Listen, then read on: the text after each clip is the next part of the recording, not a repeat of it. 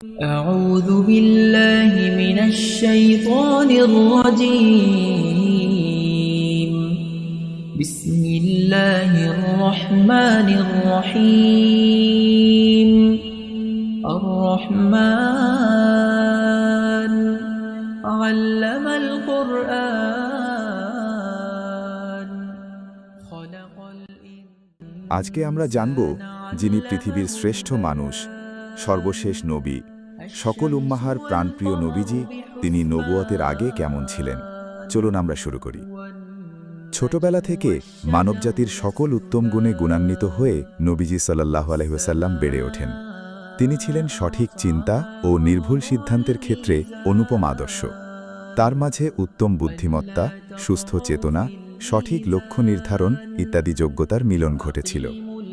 তিনি দীর্ঘ সময় নীরব থেকে বিভিন্ন বিষয়ে চিন্তাভাবনা করে তারপর সঠিক সিদ্ধান্তে পৌঁছতেন। তীক্ষ্ণ মেধা ও অসামান্য বুদ্ধিমত্তাকে কাজে লাগিয়ে তিনি জীবনের বাঁকগুলো ধরে ফেলেন। সেই সাথে মানুষের ধ্যান ধারণা ও বিভিন্ন সম্প্রদায়ের সার্বিক পরিস্থিতিও উপলব্ধি করেন।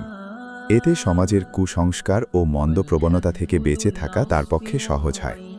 সমাজে বসবাস করতে গিয়ে নিজের ও অন্যের যে সকল বিষয়ের সম্মুখীন হতে হতো তা খুব বিচক্ষণতার সঙ্গেই সম্পন্ন করতেন তিনি।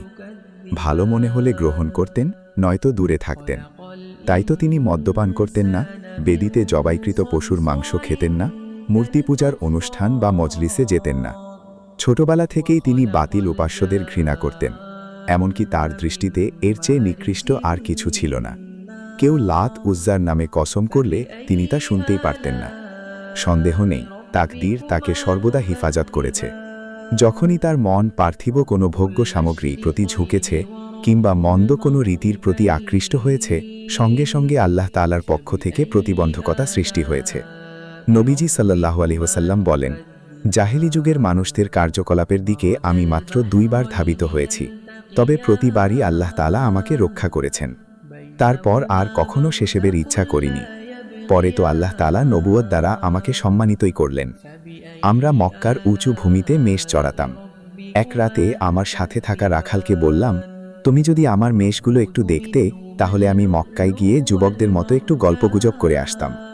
সে রাজি হয়, আমিও বের হয়ে যাই। মক্কার প্রথম বাড়ির কাছে যেতেই বাদ্যযন্ত্রের আওয়াজ শুনতে পেলাম। জিজ্ঞেস করলাম, এখানে কি হচ্ছে? তারা জানাল, বিয়ের অনুষ্ঠান চলছে। আমি উপভোগ করার জন্য বসে পড়লাম।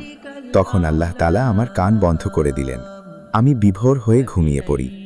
সকালে রোদের তাপে আমার ঘুম ভাঙে। আমি আমার সেই সঙ্গীর কাছে ফিরে গিয়ে তাকে বিস্তারিত সবকিছু খুলে বলি। এরপর আরেক রাতে একই কাণ্ড ঘটাই, কিন্তু সেবারও এক প্রচণ্ড ঘুম আমাকে জাপটে ধরে। এরপর আর কোনো মন্দ ইচ্ছা আমার মনে জাগেনি। কাবাঘর নির্মাণকালে আব্বাস রাদিয়াল্লাহু আনহুর সঙ্গে নবীজি সাল্লাল্লাহু আলাইহি ওয়াসাল্লাম কাঁধে করে পাথর আনা নেওয়া করেন। তখন আব্বাস রাদিয়াল্লাহু আনহু তাকে বলেন, আপনি পরনের কাপড় খুলে কাঁধে রাখুন, তাতে পাথরের আঘাত আপনার গায়ে লাগবে না। কাপড় খুলতেই তিনি আকাশের দিকে তাকিয়ে বেহুশ হয়ে মাটিতে লুটিয়ে পড়েন। জ্ঞান ফেরা মাত্রই বলে ওঠেন, আমার কাপড়, আমার কাপড়। অমনি তাকে সে কাপড় পরিয়ে দেওয়া হয়। অপর এক বর্ণনায় আছে, এরপর আর কখনো নবীজির সতর দেখা যায়নি। নবীজি সুজাতির মাঝে উত্তম বৈশিষ্ট্য ও উন্নত চরিত্রের অধিকারী ছিলেন। তাদের মাঝে তিনি ছিলেন সবচেয়ে সদাচারী, চরিত্রবান ও সর্বোত্তম প্রতিবেশী। অতুলনীয় ধৈর্যশীল, সর্বাধিক সত্যবাদী ও নম্র স্বভাবের অধিকারীও ছিলেন তিনি।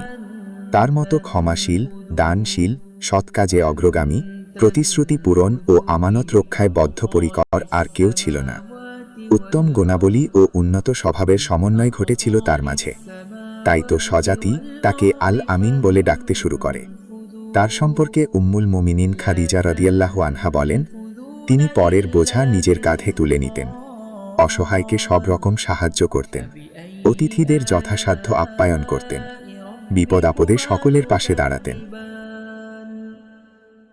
يرسل عليكما شواظ من نار ونحاس فلا تنتصران فبأي آلاء ربكما تكذبان فإذا انشقت السماء فكانت وردة كالدهان فبأي آلاء